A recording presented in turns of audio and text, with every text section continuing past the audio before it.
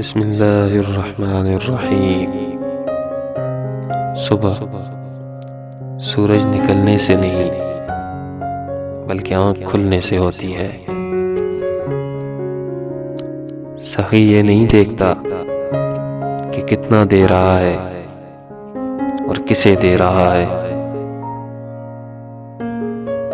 مظلوم کی تکلیف چند ساعت کی ہوتی ہے، مگر ظالم ابدی مصیبت میں مبتلا ہو جاتا ہے۔ سکون سے کیے گئے سجدے ہی سکون کا باعث بنتے ہیں۔ جس کی شکل انسان والی ہو، اس کی مدد کرتے وقت مذہب نہ پوچھنا، بس مدد کر دینا۔ ہمیشہ اللہ کے شکر گزار رہو۔ اگر کوئی ایک نگاہ تمہیں حقارت سے دیکھے تو مت بھولو کہ 100 نگاہیں تم پر رشک بھی کرتی ہیں۔ لوگ ٹوٹ جاتے ہیں ایک گھر بنانے میں، تم ترس نہیں کھاتے بستیاں جلانے میں۔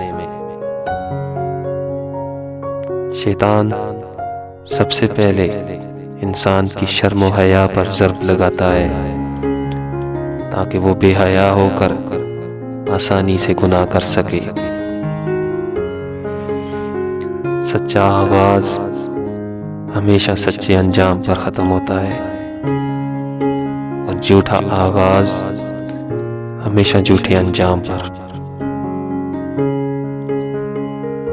جو شخص نصیحت مان لے وہ بعض اوقات نصیحت کرنے والے سے بھی بڑا ہوتا ہے۔ جس شخص کو اللہ تعالیٰ کے ہر کام میں حکمت ہونے کی سمجھ آ جائے، وہ زندگی میں کسی بھی واقعے کے رونما ہونے پر شکوہ نہیں کرتا، صرف تسلیم کرتا ہے۔ معافی اور توبہ کی توفیق بھی مقدر والوں کو نصیب ہوتی ہے، ورنہ آنکھوں پر لوہے کے پردے اور کانوں میں سیسا پگھلا دیا جاتا ہے۔ انسان کے سوچنے سمجھنے کی ہر صلاحیت سلب کر لی جاتی ہے۔ تجربہ وہ ہے جو دوسروں سے سیکھا جائے، کیونکہ اپنا تجربہ تو ہمیشہ نقصان کی قیمت پر حاصل ہوتا ہے۔ بہت سے لوگ دنیا میں ایسے ہیں جن کو دل کی اچھائی اور سچائی سے کوئی سروکار نہیں ہوتا، وہ تو بس ظاہری خوبصورتی کے پیچھے بھاگتے ہیں۔ زندگی برف کی طرح ہے، نیک کاموں میں گزارو ورنہ پگھل تو رہی ہے، ختم بھی ہو جائے گی۔ جس نے خالق، مخلوق اور مقصود کو پہچان لیا، اس نے زندگی کے سب سے بڑے راز کو جان لیا۔ یہ جو زندگی ہے نا، اس کی مثال سمندر کی طرح ہے۔ ہم انسانوں کو خود کو زندہ رکھنے کے لیے، خود کو ڈوبنے سے بچانے کے لیے ہاتھ پیر مارنے ہی پڑتے ہیں۔ جو تھک گیا وہ ڈوب گیا۔ زبان میں ہڈی نہیں ہوتی کہ اس سے ادا کیے گئے اکثر لفظ دوسروں کے گلے میں ہڈی کی طرح پھنس جاتے ہیں۔ زندگی تجھ پر بہت غور کیا میں نے،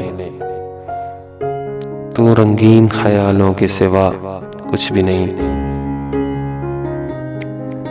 بڑا خطا کار وہ ہے جسے لوگوں کی برائیوں کا ذکر کرنے کی فراغت ملی ہو۔ آتم تائی نے کہا تھا، میں نے 4 علم اختیار کیے۔ کسی نے پوچھا وہ 4 علم کون کون سے ہیں؟ آتم تائی نے جواب دیا، پہلا یہ کہ کہ میں نے سمجھ لیا کہ جو روزی میری قسمت میں لکھی ہے وہ نہ تو زیادہ ہو سکتی ہے اور نہ کم، اس لیے میں زیادہ کی طلب سے مطمئن ہو گیا۔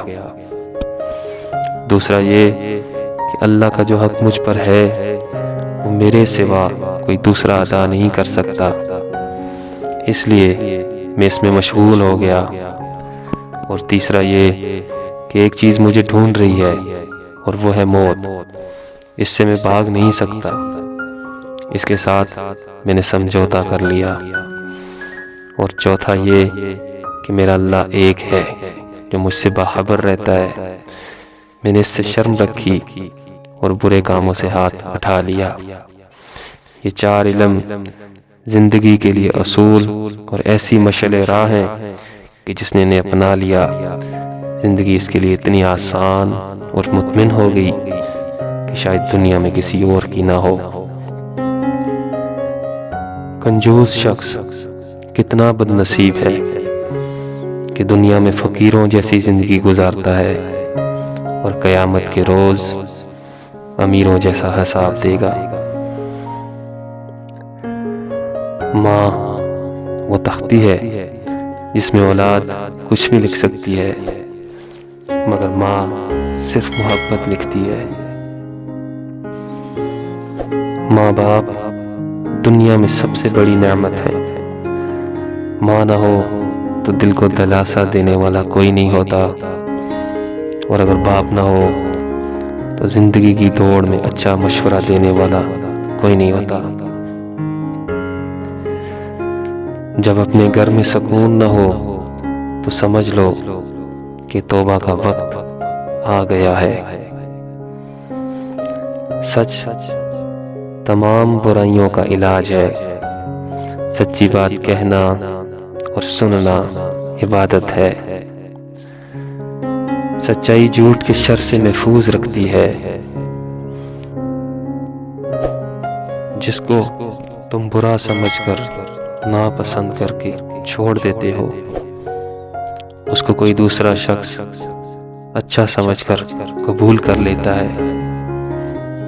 کیا کوئی چیز ایک ہی وقت میں اچھی اور بری ہو سکتی ہے؟ وہ نہ اچھی ہے نہ بری، سوائے اس کے کہ تمہاری سوچ نے اسے برا بنا دیا اور کسی دوسرے کی سوچ نے اسے اچھا بنا دیا۔ اللہ کی محبت انسان کے ٹوٹے ہوئے دل میں پوشیدہ ہے۔ دل ٹوٹتا ہے تو اللہ کی محبت کا چشمہ پھوٹ پڑتا ہے۔ آنسو اور دعا سلامت دل سے کبھی نہیں نکلتے۔ رونے والے کی آہ اور دعا عرش تک کو لرزا دیتی ہے۔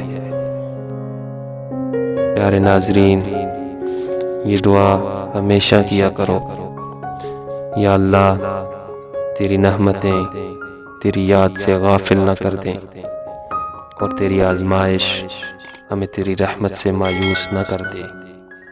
آمین۔